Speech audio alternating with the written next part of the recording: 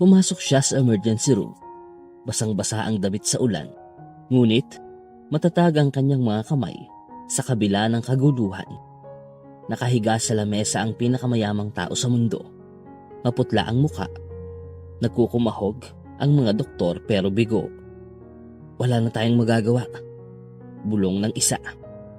Pero may nakita siya na hindi nakita ng iba. Sa isang eksaktong galaw, kinuha niya ang kontrol. Ilang segundo lang ang lumipas at tumunog ang monitor. May buhay. Natahimik ang buong silid. Sino ang misteryosang babaeng ito? At paano niya nagawa ang imposibleng bagay?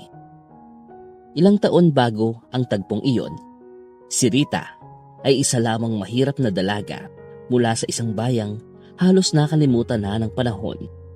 Tinutuya siya dahil sa pangarap niyang masyadong mataas. Walang naniwala sa kanya, pati na ang sarili niyang mga kamag-anak. Pinagtawanan siya nang sabihin niyang magiging doktor siya balang araw. Ang mga katulad natin, hindi umaangat. Sabi nila, matutulad ka lang sa nanay mo. Pero tumanggi si Rita na maniwala sa kanila. Namatay ang kanyang ina noong siya'y 10 taong gulang pa lamang. Bigla na lamang itong bumagsak sa kanilang maliit na barong-barong. Walang ospital malapit at walang doktor na gustong pumunta ng walang bayad. Pinanood ni Rita habang walang magawa kung paanong unti-unting nawala ang buhay mula sa mga mata ng kanyang ina. Mahigpit niyang hinawakan ang braso nito. Umiiyak, nagnanais na magising ito. Ang sandaling iyon ay naging bangungot sa kanya araw-araw. Mula noon, nagsikap siya ng higit pa sa kahit sinong kakilala niya. Nag-aaral siya ng gabi sa ilalim ng poste ng ilaw sa kalsada kapag pinuputulan sila ng kuryente. Nagbabasa siya ng mga lumang medical books na nabili sa junk shop. Minememorya ang bawat pahina.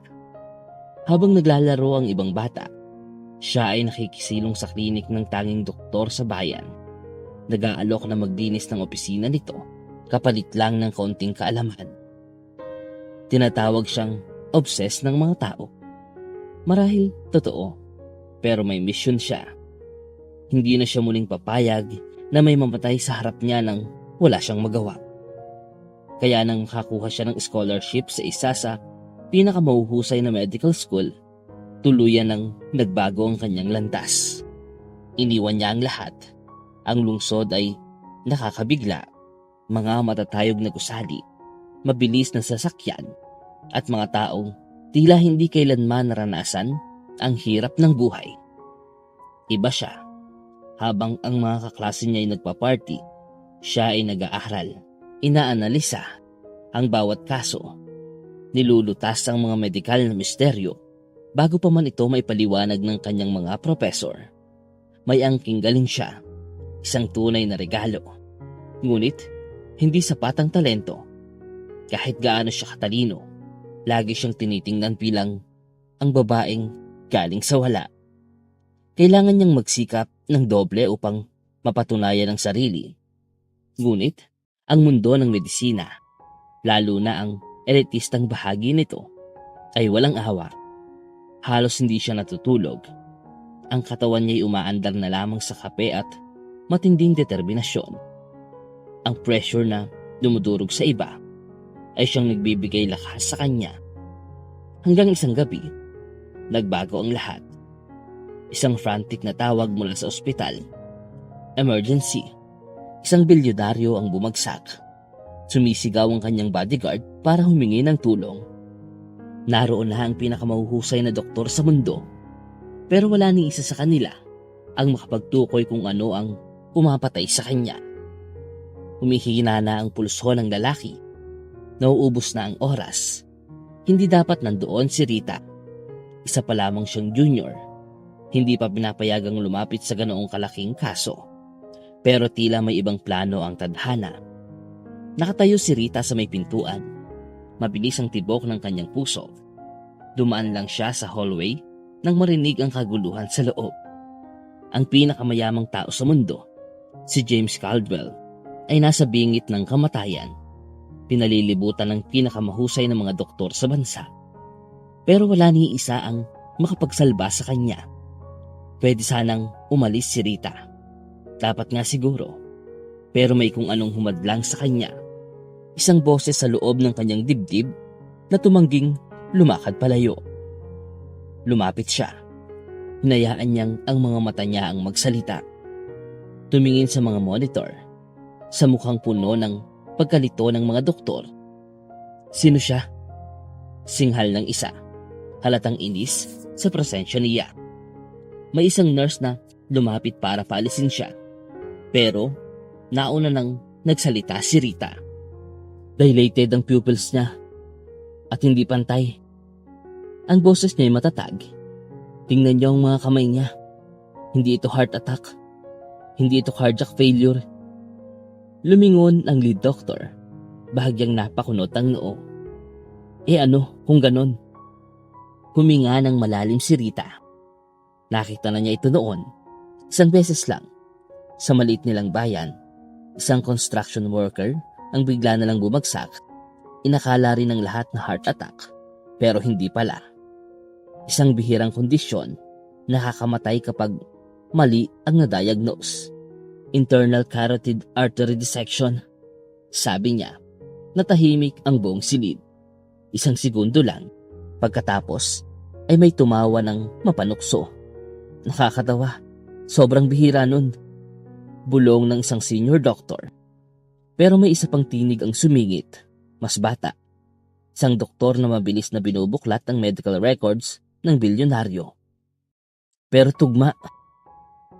Nagreklamo raw ito ng pananakit ng leeg kaninang umaga. Dagdag pa roon ay bumabiyahe siya sakay ng eroplano. Maaaring na-trigger ng pagbabago ng pressure. Hindi na naghintay si Rita ng pahintulot. Mabilis siyang lumapit sa crash cart. Kinuha ang isang syringe. Kailangan natin siyang bigyan ng heparin. Ngayon na. Aniya. Kung hindi, ilang minuto na lang at magkakaroon siya ng fatal stroke. Nag-alinlangan ng lead doctor. Kapag maling gamot ang naibigay, mas lalong mapapabilis ang kamatayan ng pasyente. Pero hindi natinag si Rita. Magtiwala kayo sa akin. Aniya, buong kumpiyansa. Wala nang oras para magdiskusyon. Ang vital signs ng bilyonaryo ay tuloy-tuloy na bumabagsak. Kung mali si Rita, tapos na ang lahat. Pero kung tama siya, maliligtas niya ang pinaka makapangyarihang tao sa buong mundo sa isang kilos. Isang sandaling katahimikan. Gawin mo. Utos ng lead doctor. Itinurok ni Rita ang heparin, saka umatras. Lahat ay napahinto. Hawak ang hininga. Ang mga makina ay nagingay, pabugso-bugso, hanggang sa tumino ang tibok. Nagkaroon muli ng pulso. Humupa ang paghinga ng pasyente. Isang himpapawid ng pagkagulat ang bumalot sa buong silid. Nagtagumpay siya. Lumingon ang lead doctor sa kanya. Hindi mabasa ang ekspresyon. Sino ka? Tanong nito. Lumulok si Rita. Isa lang po akong babae na tumangging sumuko. Sagot niya. Ilang sandali, walang sino man ang nagsalita. Ang vital signs ng bilyonaryo ay matatag na. Unti-unting kumalma ang kaguluhan habang dahan-dahang lumulubog ang katotohanang siya ang nagligtas sa kanya. Isang junior doctor, halos hindi kinikilala sa hanay ng mga batikang espesyalista, ang siyang nakadiagnose ng tama sa lahat. Muling lumapit ang lead doctor, titig na titig sa kanya. Sino ka nga ba talaga? Saglit na natahimik si Rita. Rita Patel. Sagot niya. Matatag ang tinig sa kabila ng adrenaline na bumubugso sa kanyang mga ugat. May mumunting bulungan sa silid. Ilan sa kanila, tila narinig na ang pangalang iyon. Ang scholar daw na halos hindi natutulog. Yung babaeng inuuna ang mga kaso bago pa man ito ibigay sa klase. Pero walang sino man ang inaasahan ang ganitong tagpo. At bago pa man makagalaw o makaimik ang kahit sino, biglang bumukas ang pinto ng ospital. 2 lalaking nakasuot ng itim na suit ang pumasok. Mabilis ang galaw at seryoso ang mga mukha. "Ikaw," sabi ng isa habang itinuro si Rita. "Sumama ka sa amin." Halos hindi pa nakakabawi ang ibang doktor nang agad siyang inilabas mula sa emergency room. Hindi siya pumala, pero mabilis ang tibok ng kanyang dibdib. May nagawa ba siyang mali? Nilabag ba niya ang isang patakarang hindi niya alam? Inihatid siya sa sunod-sunod na pasilyo. Tahimik ang lahat hanggang sa makarating sila sa isang pribadong silid paghihintay. Nakakabingi ang katahimikan. Maya-maya, bumukas ang pinto. Isang babaeng matangkad, nakasuot ng navy blue na suit, ang pumasok. Maayos, matikas, at punong-puno ng otoridad. Personal assistant ni Caldwell. "Dr. Patel," sabi ng babae habang umuupo sa tapat niya. "Buhay si Mr. Caldwell dahil sa'yo. At hindi namin basta-basta binabaliwala ang ganoong bagay." Nanatiling tahimik si Rita. Hindi niya malaman kung iyon ba'y papuri o babala. Nagpatuloy ang babae. "May nakita kang hindi nakita ng iba. Kumilos ka habang ang iba ay nag-aalinlangan. Ang ganoong uri ng galing ay bihira. At hindi yan nakakaligtas sa aming pansin." Kumilos si Rita sa kanyang upuan. "Ginawa ko lang po ang nararapat," mahina niyang sabi. Isang munting ngiti ang gumuhit sa labi ng babae. At yan mismo ang hinahanap ni Mr. Caldwell sa kanyang personal medical team. Napahinto sa paghinga si Rita. Ilang taon siyang hindi pinapansin. Lagi siyang nasa gilid. Kailangang ipaglaban ang bawat oportunidad. At ngayon, sa loob lang ng ilang minuto, isang alok ang dumating. Isang bagay na hindi man lang niya naisip na posible. Isang imbitasyon sa mundo ng kapangyarihan, kayamanan at impluwensya. "Inaalok niyo po ako ng trabaho?" tanong niya. Maingat ang tinig. "Hindi lang trabaho," sagot ng assistant. "Isang posisyon, nakakaunti lang ang nabibigyan. Ikaw ang magiging direktang medical consultant ni Mr. Caldwell. Ang kalusugan niya ay nagkakahalaga ng bilyon. Ang tanging ang pinakamagaling lang ang pinagkakatiwalaan namin." Parang lumiit ang silid sa paligid niya. Ito ay higit pa sa kahit anong inihanda niya sa sarili. May bahagi ng kanyang pagkatao na gustong tumango agad, tumanggap. Pero may isang parte rin ng puso niya ang nagdadalawang isip. Handa na ba siya? Kaya ba niyang harapin ang pressure ng ganitong klase ng mundo? Bago pa siya makasagot, yumuko ng bahagya ang assistant. "Hindi mo kailangang sumagot ngayon," sabi nito. "Pero intindihin mo ito. Ang mga ganitong oportunidad, hindi na nauulit." Dahan-dahang tumango si Rita. Mabigat ang desisyong nasa harap niya. Buong buhay niya ay pakikibaka para sa ganitong sandali. Ang tanging tanong na lang, ano ang gagawin niya ngayon? Nanatiling nakaupo si Rita, parang nagyelo, habang ang isipan niya ay nag-uunahan sa dami ng tanong. Ito na nga ba yun? Pagkilala, oportunidad, ang tagumpay na matagal niyang pinangarap. Ngunit kasabay nito ay ang katotohanang sa mundong ito, ang pagkakamali ay may malupit na kapalit. Huminga ng malalim si Rita. "Bago ako magdesisyon," sabi niya ng maingat. "Kailangan ko po siyang makita." Tinitigan siya ng assistant. Sandaling natahimik, tsaka tumango. "Sumunod ka." Ilang minuto ang lumipas. Nakatayo na si Rita sa loob ng isang pribadong hospital suite. Sa gitna ng malinis at mamahaling silid, si James Caldwell ay nakasandal sa mga puting unan. Ang balat niyang kanina ay maputla, ngayoy bahagya ng may kulay. Ang taong kayang gumalaw ng ekonomiya sa isang lagda. Ang lalaking hinahangaan at kinatatakutan sa boardroom. Ngayon ay tahimik na nakatitig sa kanya. "Ikaw ang nagligtas sa akin," aniya, mahina pero matatag ang boses. Tumango si Rita. "Opo." Napatawa si Caldwell. Pagod ngunit totoo. "Sa tingin ko'y May utang na loob ako sa'yo. Sinuri siya ng matatalim na mata ni Caldwell. Parang sinusukat kung anong klaseng tao ang nasa harapan niya. Sabi nila, junior doctor ka pa lang. Pero alam mo, ang hindi nila nakita. Paano? Mata sa mata ang sagot ni Rita. Walang pag-alinlangan. Dahil hindi ko kailanman tinalikuran ng atensyon. Ang tunay na medisina ay hindi tungkol sa kapangyarihan o reputasyon, kundi sa kakayahang makita ang katotohanan na nasa harap mo. Sumingit ang assistant, mahinang naglinis ng lalamunan. Mr. Caldwell, gaya ng nasabi ko po kanina, inalok na po natin si Dr. Patel na maging bahagi ng inyong personal medical team. Tumango si Caldwell ng marahan, pero ang tingin niya ay nanatiling nakatutok kay Rita. At anong iniisip mo tungkol dyan? Natigilan si Rita. Ang sagot sana'y madali. Oo agad.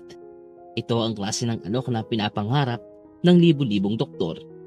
Isang direktang landas patungo sa tagumpay. Kayamanan, koneksyon, at katatagan. Pero sa likod ng isipan niya, parang may narinig siyang tinig. Boses ng kanyang ina. Mahina, maamo, matatag. Huwag mong ibebenta ang puso mo sa kapalit ng pangalan. Sa mga sandaling iyon, hindi lang karera ang nakataya, kundi kung sino talaga siya. Ang alaala ng araw na iyon, noong namatay ang kanyang ina sa maliit nilang tahanan. Walang tumulong, walang doktor, walang ambulansya. Iyon ang tanong na bumalik kay Rita. Hindi siya naging doktor para sa pera. Hindi siya lumaban sa kabila ng lahat para lamang maglingkod sa mayayaman. Ginawa niya ito para sa mga tulad ng kanyang ina.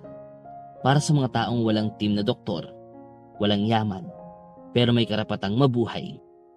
Huminga siya ng malalim. Ikinararangal ko po ang alok niyo. Maingat niyang sabi. Pero hindi ko po ito matatanggap. Napakunot ang noo ng assistant. Maging si Caldwell ay tila nagulat. At bakit naman? Tanong nito. Tunay ang pagkamausisa sa boses. Dahil milyon-milyong tao ang hindi nabibigyan ng pangalawang pagkakataon. Sagot ni Rita. Matatag. At gusto kong maging doktor para sa kanila. Tumahimik ang silid. Pagkatapos, may hindi inaasahang ginhawa si Caldwell. Ngumiti siya. Iba ka, sabi nito. At iyan ang dahilan kung bakit gusto kitang tulungan. Napakunot ang noo ni Rita. Tulungan ako? Tumango si Caldwell. Ako'y isang negosyante, Dr. Patel. Namumuhunan ako sa mga bagay na mahalaga at naniniwala akong mahalaga ka. Tumango siya sa assistant. Ihanda ang mga papeles. Gusto kong pondohan ng ospital o klinikang gusto niyang itayo. Walang limitasyon. Napahinto ang hininga ni Rita. Hindi po kayo seryoso. Tumawa si Caldwell. Magaan. Hindi ko gawain ang magbiro pagdating sa pera. Iniligtas mo ang buhay ko. Hayaan mong ibalik ko yun. At sa unang pagkakataon sa napakaraming taon, nakaramdam si Rita ng isang bagay na halos limot na niya. Pag-asa. Pumasok siya sa ospital bilang isang walang pangalan. Isang batang hindi pinaniniwalaan na pinagtatawanan ng pangarap. At ngayon, siya ang magiging dahilan ng pagbabago ng mundo.